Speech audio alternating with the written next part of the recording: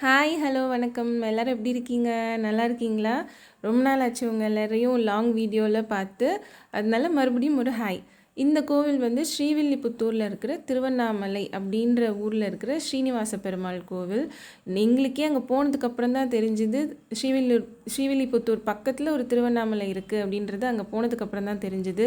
ஆக்சுவலாக நாங்கள் ஆண்டாள் கோவில் பார்த்துட்டு ரிட்டர்ன் ஆகலாம் அப்படின்ற ஒரு முடிவு எடுக்கும்போது அங்கே இருக்கிறவங்க சொன்னாங்க, அதாவது அங்கே ஒருத்தவங்க அவங்களாவே வந்து எங்கள்கிட்ட பேசினாங்க, ரிட்டையர்ட் பிடிஓ அப்படின்னு சொல்லிட்டு, இங்கே பக்கத்தில் திருவண்ணாமலைன்னு ஒரு ஊர் இருக்குது, அங்கே போய் பாருங்கள், பெருமாள் ரொம்பவே அழகாக இருப்பாங்க அப்படின்னு சொல்லிட்டு சொன்னாங்க.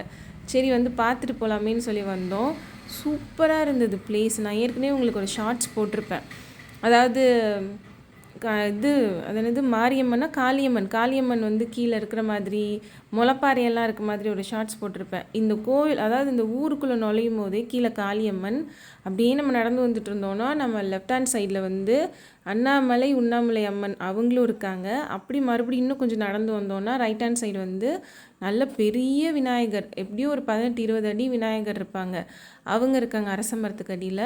அதை தாண்டணும் அப்படின்னா கோசாலை மாதிரி வச்சுருக்காங்க. அங்கேருந்து கீழே அடிவாரத்துலேருந்து மலை, அதாவது ஒரு 150லேருந்து ஒரு 170 படி இருக்குன்னு வச்சுக்கோங்க. ஏறி போனால் மேலே வந்து பெருமாள் வந்து அவ்வளோ அழகு, நிஜமாக போய் பார்க்கணும் அப்படின்ற மாதிரி அவ்வளோ அழகாக இருந்தாங்க. படியெல்லாமே ரொம்ப நீட்டாக, அதாவது நமக்கு வந்து வெயிலெலாம் இல்லை அப்படிங்கிற, வெயில் மேலே படாது அப்படின்ற அளவுக்கு தான் நல்லாவே கட்டி வச்சுருக்காங்க. இந்த கோவில் வந்து நிறைய பேருக்கு வந்து குலதெய்வமாக இருக்கான். அதனால் ரொம்பவே நீட்டாக மெயின்டைன் பண்ணியிருந்தாங்க. நல்லா இருந்துச்சு கோவில் பார்க்குறதுக்கு. எங்களுக்கு போய் தான் தெரியும் திருவண்ணாமலைன்னு ஒரு ஊர் இருக்குது. அப்படி திருவண்ணாமலைனா சிவனை மட்டுமே நினச்சிட்டு இருந்த நமக்கு, திருவண்ணாமலைனா அது பெருமாளுக்கும் தான் அப்படிங்கிறது வந்து அங்கே போய் தான் நாங்கள் தெரிஞ்சுக்கிட்டோம். ரொம்ப ரொம்ப அழகான கோவில். அங்கே இருக்கிற பெருமாள் வந்து அவங்களோட, அதாவது நெஞ்சில் வந்து லக்ஷ்மி இருப்பாங்க. நான் வந்து அந்த ஃபோட்டோலாம் உங்களுக்கு போட முடியாது, நீங்கள் கூகுள் பண்ணி பாருங்கள் தெரியும். ரொம்ப அழகாக பெருமாள் வந்து நின்ற கோலத்தில் நமக்கெல்லாம் காட்சி தராங்க. எஸ்பெஷலி இதை வந்து என்னன்னு சொல்கிறாங்கன்னா தென் திருப்பதி அப்படின்னு சொல்கிறாங்க. ஏன்னா நமக்கு வந்து திருப்பதி போக முடியாதவங்க எல்லாம் அவங்க வந்து இங்கே வந்து வேண்டிக்கிட்டு, அதாவது திருப்பதியில் நான் காணிக்கை செலுத்துகிறேன்னு சொல்லிட்டு வேண்டுதல் ஏதாவது இருந்ததுன்னு வைங்களேன், அந்த காணிக்கையை வந்து நம்ம இங்கே செலுத்திடலாமா. நீங்கள் வந்து ரொம்பவே கருணையாக அந்த பெருமாள் வந்து உட்கார்ந்துருக்கிறதா வந்து ஐதீகம். அவ்வளோ ஒரு ரொம்பவே ஒரு நமக்கு போனோன்னா ஒரு மனசு திருப்தியாக இருக்கும்னு சொல்லுவாங்கள்ல, அந்த மாதிரி இருந்துச்சு. இந்த கோயிலுக்கு ஹிஸ்ட்ரி எல்லாம் இருக்குதுன்னு சொல்லிட்டு அங்கே இருக்கிற பூஜாரி இருப்பாங்கள்ல, அவங்க சொன்னாங்க. எங்களுக்கு கிட்டத்தட்ட 1 மணி நேரம் போல் பேசிகிட்டு இருந்தாங்க. நல்ல ஹிஸ்ட்ரி நிறைய சொன்னாங்க. ரொம்ப நாள் ஆச்சுன்றனால நான் மறந்துட்டேன். எனக்கு தெரிஞ்சது நான் உங்ககிட்ட சொல்கிறேன். இது என்னென்னா, ஆண்டாள் இருக்காங்கள்ல, கடைசியில் உங்களுக்கு வந்து ஸ்ரீவில்லிபுத்தூர் ஆண்டாள் கோவிலையும் நான் காட்டுறேன். ஏன்னா நைட் நேரம் போயிருந்தோம், என்னால் அவ்வளோக்கா வீடியோ எடுக்க முடியல. அந்த கோயிலுக்குள்ளே ஃபோன் அலோவ் பண்ணல, வெளி பிரகாரம் வந்து தான் நான் வீடியோவே எடுத்தேன். நம்மளோட ஆக்சுவலாக சொல்லப்போனால் ஆண்டாள் கோவில் வந்து கோபுரம் வந்து நம்மளோட தமிழ்நாடு அரசு முத்திரை, அந்த கோவில் தான் போயிருந்தோம். ஆண்டாள் வந்து பெருமாளை வந்து கல்யாணம் பண்ணிக்கணும் அப்படின்னு நினச்சி தானே, அவங்க பிறந்ததே அதுக்கு தானே.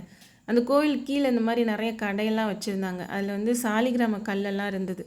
ரொம்ப அழகாக இருந்தது எல்லாமே பார்க்குறதுக்கு. அவங்க பிறந்ததே, அவங்க அவதாரம் எடுத்ததே வந்து பெருமாளை கல்யாணம் பண்ணிக்கணும் அப்படிங்கிறதுனால தானே. அவங்க வந்து கல்யாணம் பண்ணிக்கிறதுக்காக வந்து அவங்களுக்கும் ரெங்கமன்னாருக்கும் கல்யாணம் ஆகிடும். ஆனால் அவங்கள கல்யாணம் பண்ணிக்கணுங்கிற ஒரு ஆசையில் திருமலை வெங்கடாஜலபதி வந்து கிளம்பி வந்திருப்பார் போல இருக்குது.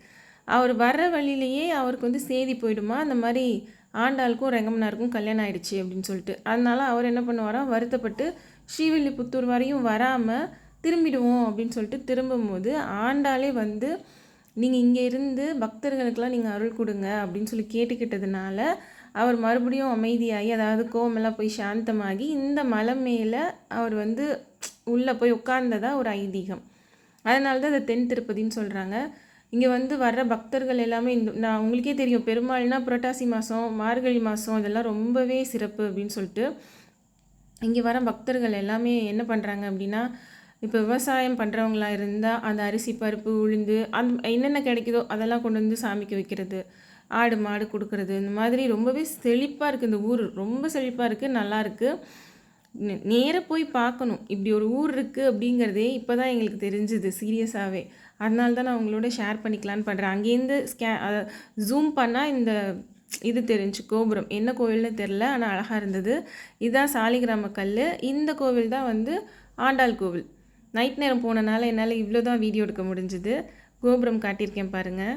ஆனால் எல்லா இடமுமே ரொம்ப அழகாக இருந்தது, சூப்பராக இருந்தது. நேரில் போய் பாருங்கள். ஏன்னா நம்ம ஊர்லேயே பார்க்கக்கூடிய விஷயங்கள் நிறைய இருக்குது. அதனால தான் நான் உங்ககிட்ட சொல்கிறேன். வீடியோ பார்த்துட்டு எப்படி இருந்துச்சுன்னு சொல்லுங்கள். பாய். தேங்க்யூ.